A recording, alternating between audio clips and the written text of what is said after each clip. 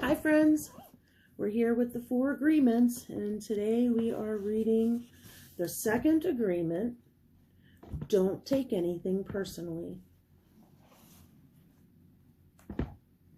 The next 3 agreements are really born from the first agreement. The second agreement is don't take anything personally. Whatever happens around you, don't take it personally. Using an earlier example, if I see you on the street and I say, hey, you're stupid, without even knowing you, it's not about you. It's about me. If you take it personally, then perhaps you believe you're stupid. Maybe you think to yourself, how does he know? Is he clairvoyant? Or can everybody see how stupid I am? You take it personally because you agree with whatever was said. As soon as you agree, the poison goes through you, and you're trapped in the dream of hell. What causes you to be trapped is what we call personal importance. Personal importance, or taking things personally, is the maximum expression of selfishness because we make the assumption that everything is about me.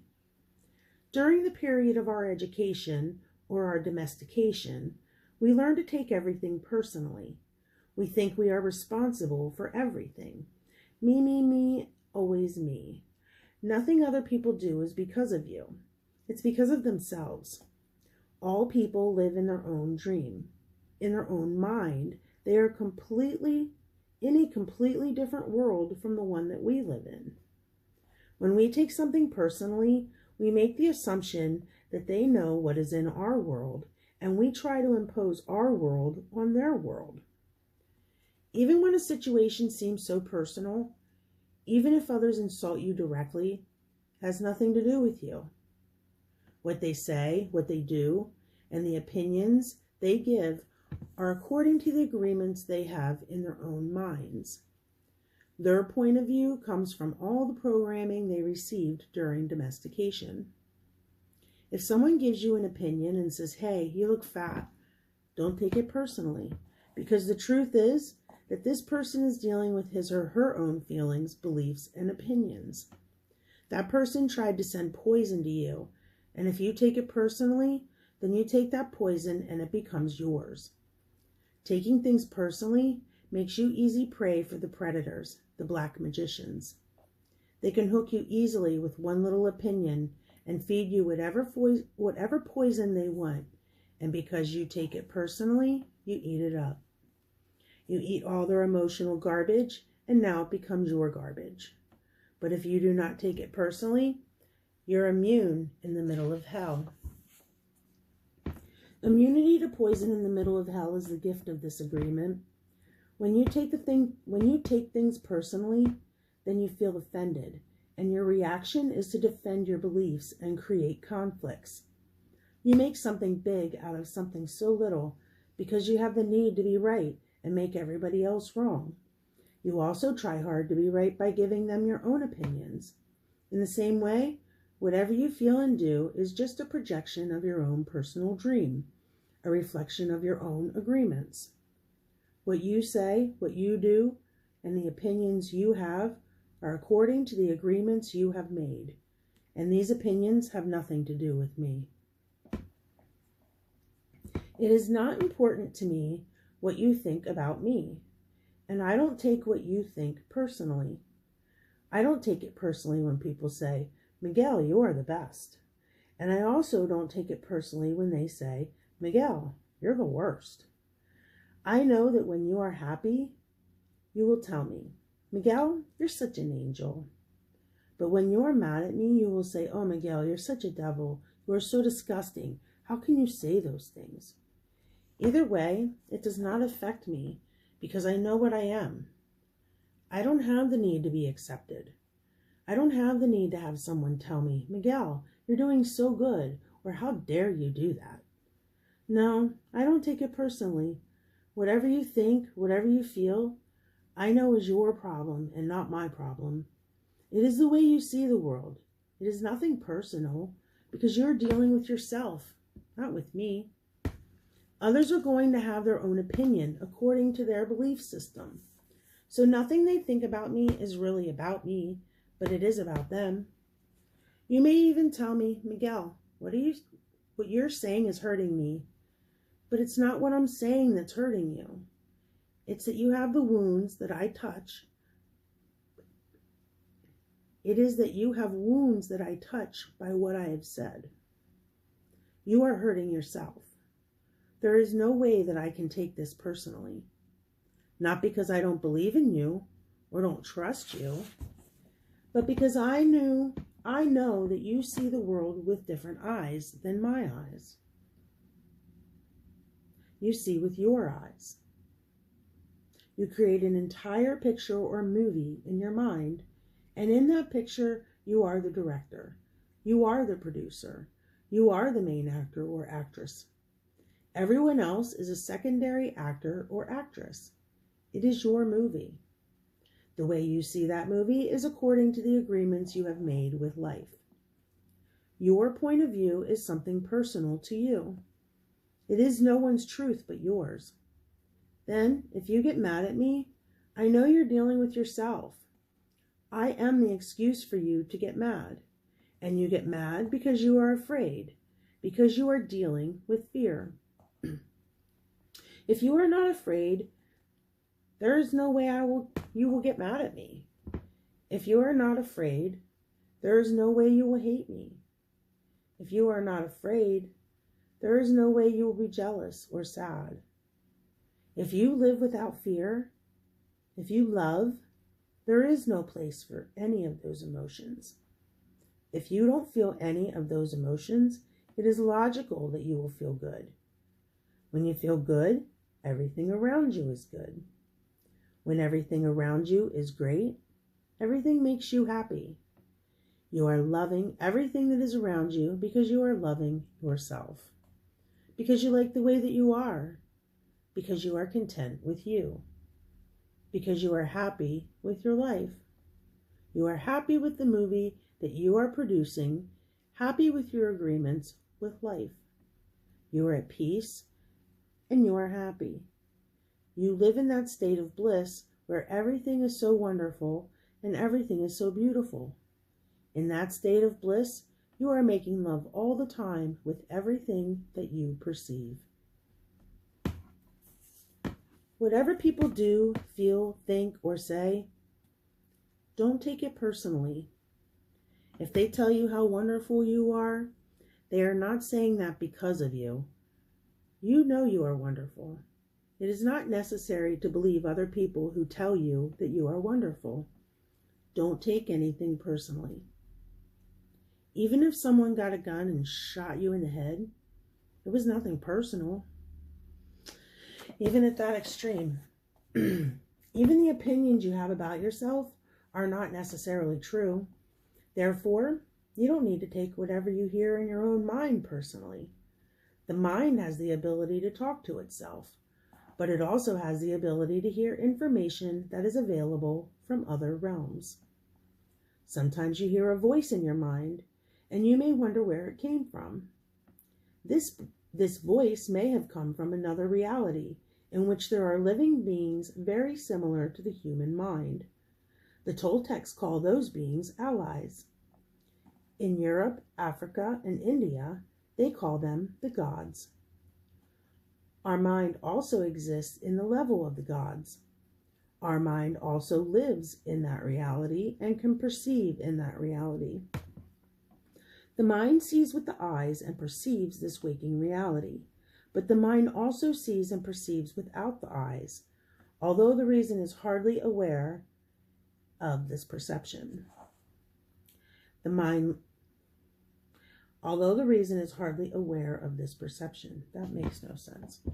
Anyway, the mind lives in more than one dimension.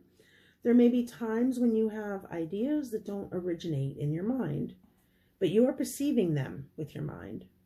You have the right to believe or not believe these voices, and the right to not take what they say personally. We have a choice whether or not to believe the voices we hear within our own minds, just as we have a choice of what to believe and agree with in the dream of the planet. The mind can also talk and listen to itself. The mind is divided as your body is divided. Just as you can say, I have one hand and I can shake my other hand and feel that other hand, the mind can talk to itself. Part of the mind is speaking and the other part is listening. It's a big problem when thousands of parts in your mind are all speaking at the same time. This is called the mitote. Remember? Chaos. The mitote can be compared to a huge marketplace where thousands of people are talking and bartering at the same time. Each one has different thoughts and feelings. Each one has a different point of view. The programming in the mind, all of those agreements we have made, are not necessarily compatible with each other. Every agreement is like a separate living being. It has its own personality and its own voice. There are conflicting agreements that go against other agreements, and on until it becomes a big war in the mind. The mitote is the reason humans hardly know what they want, how they want it, or when they want it. They don't agree with themselves because there are parts of the mind that want one thing and other parts that want exactly the opposite. Some part of the mind has objections to certain thoughts and actions, and another part supports the actions of the opposing thoughts. All these little living beings create inner conflict because they're alive and they each have a voice. Only by making an inventory of our agreements will we uncover all of the conflicts in the mind and eventually make order out of the chaos of the mitote. Don't take anything personally, because by taking things personally, you set yourself up to suffer for nothing. Humans are addicted to suffering at different levels and to different degrees, and we support each other in maintaining these addictions. Humans agree to help each other suffer. If you have the need to be abused, you will find it easy to be abused by others. Likewise, if you are with people who need to suffer, something in you makes you abuse them. It's as if they have a note on their back that says, "Please kick me." They are asking for justification for their suffering. Their addiction to suffering is nothing but an agreement that is reinforced every day. Wherever you go, you will find people lying to you, and as your awareness grows, you will notice that you also lie to yourself. Do not expect people to tell you the truth, because they also lie to themselves.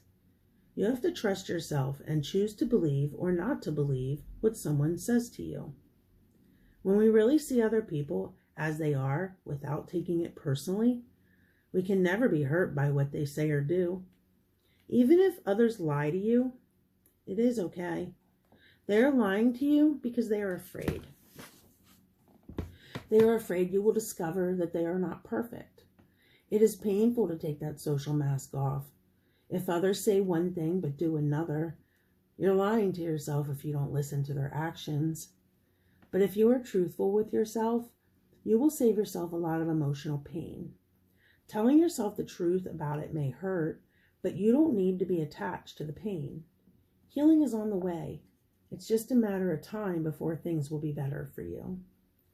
If someone's not treating you with love and respect, it's a gift if they walk away from you. If that person doesn't walk away, you will surely endure many years of suffering with him or her. Walking away may hurt for a while, but your heart will eventually heal. Then you can choose what you really want. You will find that you don't need to trust others as much as you need to trust yourself to make the right choices. When you make it a strong habit not to take anything personally, you avoid many upsets in your life.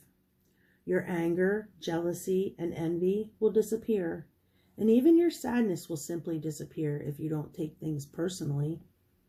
If you can make this second agreement a habit, you will find that nothing can put you back into hell. There is a huge amount of freedom that comes to you when you take nothing personally.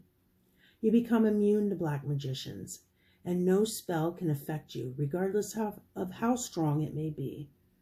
The whole world can gossip about you, and if you don't take it personally, you are immune. Someone can intentionally send emotional poison, and if you don't take it personally, you will not eat it. When you don't take the emotional poison, it becomes even worse in the sender, but not in you. You can see how important this agreement is. Taking nothing personally helps you to break many habits and routines that trap you in the dream of hell and cause needless suffering. Just by practicing this second agreement, you begin to break down dozens of teeny tiny agreements that cause you to suffer. And if you practice the first two agreements, you will break 75% of the teeny tiny agreements that keep you trapped in hell. Write this agreement on paper and put it on your refrigerator to remind you all the time. Don't take anything personally. As you make a habit of not taking anything personally, you won't need to place your trust in what others do or say. You will only need to trust yourself to make responsible choices. You are never responsible for the actions of others. You are only responsible for you. When you truly understand this and refuse to take things personally, you can hardly be hurt by the careless comments or actions of others. If you keep this agreement, you can travel around the world with your heart completely open and no one can hurt you. You can say, "I love you," without fear of being ridiculed or rejected. You can ask for what you need.